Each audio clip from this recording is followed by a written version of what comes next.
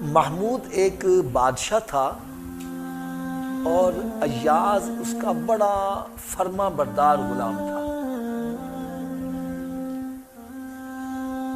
اور فرما برداری کی وجہ سے اس نے تھوڑے سے عرصے میں ہی بادشاہ کی نظر میں بہت اونچا مقام حاصل کر لیا ہوا تھا۔ اور ایک بات میری یاد رکھنا کہ جب اللہ تعالیٰ کسی کو عزت دیتا ہے تو پھر حاسدین بھی پیدا ہو جاتے ہیں۔ کون پیدا ہو جاتے ہیں؟ حسد کرنے والے۔ حسد کیا چیز ہے اس کے بارے میں بھی میں عرض کروں۔ حسد انسان کی نیکیوں کو تباہ و برباد کر دیتا ہے۔ دوسرا بات یہ ہے کہ حسد کی آگ میں بندہ خود ہی جلتا رہتا ہے۔ حسد یہ ہوتا ہے کہ کسی بندے کو رب تعالیٰ نے کوئی شے عطا کی ہے، کوئی انعام دیا ہے، مثلا کسی کو کوئی گاڑی مل گئی، کوئی مکان مل گیا۔ اب میں یہ کہوں کہ یہ بندہ بھلا اس قابل تھا، اس کو کیوں مل گیا؟ اس کو نہیں ملنا چاہیے تھا، مجھے ملنا چاہیے تھا، لہذا اس کی یہ نعمت تباہ و برباد ہو جائے، یہ مجھے مل جائے۔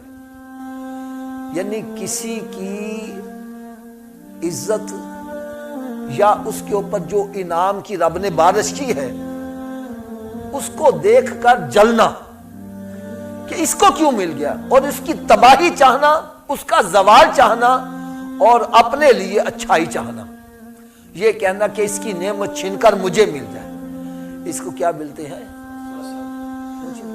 تو بہرحال ایاز جو تھا نا، ایاز، اس کے بارے میں حاسدین پیدا ہو گئے۔ حسد، ہائے اس کو یہ مقام کیوں مل گیا، ہمیں اتنا عرصہ ہو گیا ہمیں کوئی پوچھتا ہی نہیں ہے، اور یہ کل کا آ کے اس مقام پر پہنچ گیا۔ حسد کرنا شروع کر دیا۔ تو انہوں نے ایک ترکیب بنائی کہ اس پر کوئی الزام لگایا جائے تاکہ بادشاہ کی نظر سے اس میں ڈی گریڈ کیا جائے۔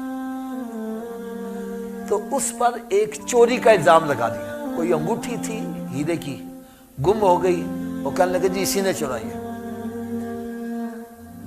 بادشاہ کو خوب بھڑکایا، اس کے خلاف خوب بھڑکایا۔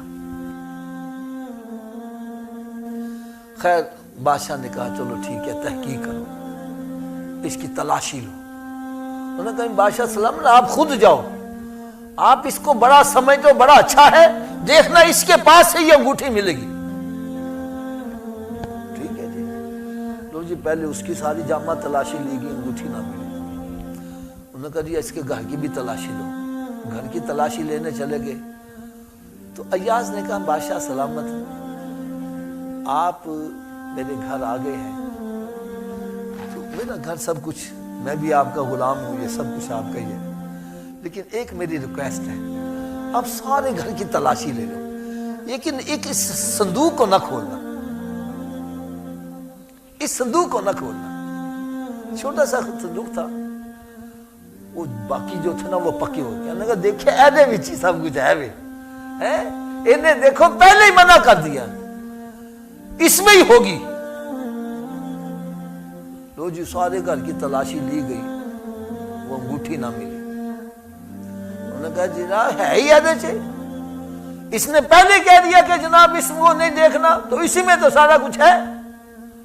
بادشاہ نے کہا اچھا چلو اس کو بھی کھولو۔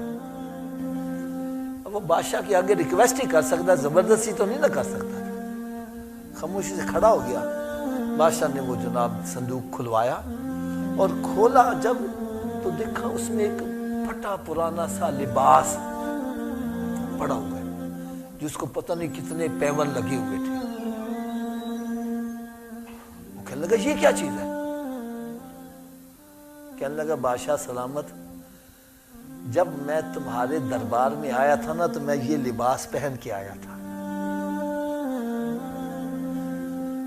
میں اپنی اوقات کو بھولتا نہیں ہوں، میں روزانہ آتا ہوں، اس صندوق کو کھولتا ہوں اور اپنے آپ کو سمجھاتا ہوں تیری یہ اوقات تھی، آج اگر تو اتنے مقام پر پہنچ گیا لیکن تیری اصلیت یہی ہے، تیرا یہی لباس ہے۔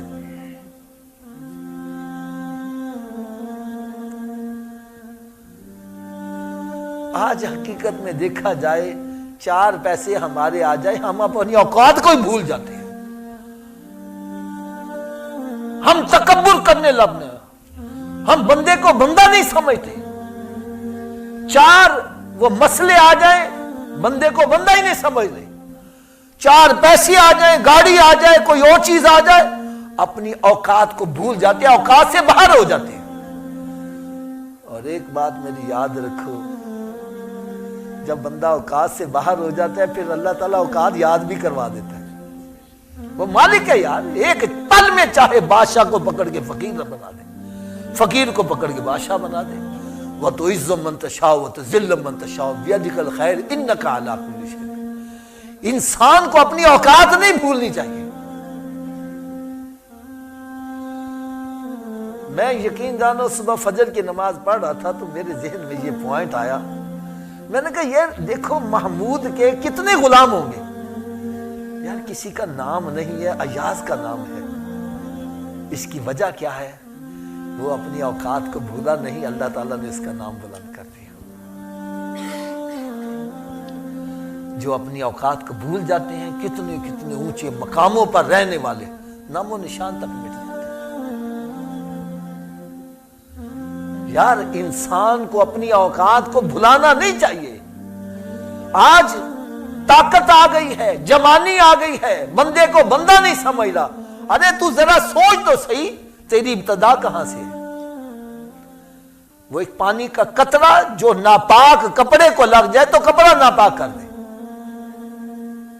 اس سے تجھے بنایا گیا ہے۔ اور جو تو پھر رہا ہے پیٹ کے اندر غلاظت اٹھا کر پھر رہا ہے، اور پھر ابھی موت آ جائے تو گھر والے کہیں گے نکالو اس کو، بدبو نہ آنے لگ پڑے۔ یہ انسان کی اوقات ہے تو پھر اکڑ رہا ہے، خدائی کا دعویٰ کر رہا ہے، کہتا میرے جیسا کوئی ہے ہی نہیں ہے۔ 4 پیسے آ جائے اپنے رشتہ داروں کو بھلا دیتے ہیں، غریبوں کو دھکے دیتے ہیں۔ قرآن مجید میں اللہ تبارک و تعالیٰ نے ارشاد فرمایا یوم یحمى علیہا فی نار جہنم فتقوی بہا جباہہم وجنوبہم وظہورہم۔ فرمایا وہ بندے جو اپنے مال کو گن گن کے رکھتے ہیں اور غریبوں کو نہیں دیتے، فرمایا قیامت کو زنی کا مال دوزخ میں گرم کر کے ان کے چہروں پر لگایا جائے گا، ان کی پشت پر لگایا، ان کی کروٹوں کو لگایا جائے گا۔ وہ کہیں گے یہ ہمیں کاہے کا عذاب دیا جا رہا ہے؟ بتلایا گا یہ تمہارا وہ خزانہ ہے جس کو تو گن گن کے رکھتا تھا، غریبوں کو نہیں دیتا تھا، غریبوں کو دیکھ کر تیوریاں چڑھاتا تھا، چہرہ پھیر لیتا تھا، اسی چہرے پر تیرا مال لگایا جائے گا۔ غریب کو دیکھ کر کروٹ بدل لیتا تھا، اسی کروٹ پر تیرا مال لگایا جائے گا۔ پشت کر لیتا تھا، اسی پشت پر تیرے مال کو گرم کر کے لگایا جائے گا۔ خدا نہ تکبر سے بچو، اپنی اوقات نہ بھلاؤ۔ جس کو پھل لگتا ہے پتھر بھی اسی کو لگتا ہے،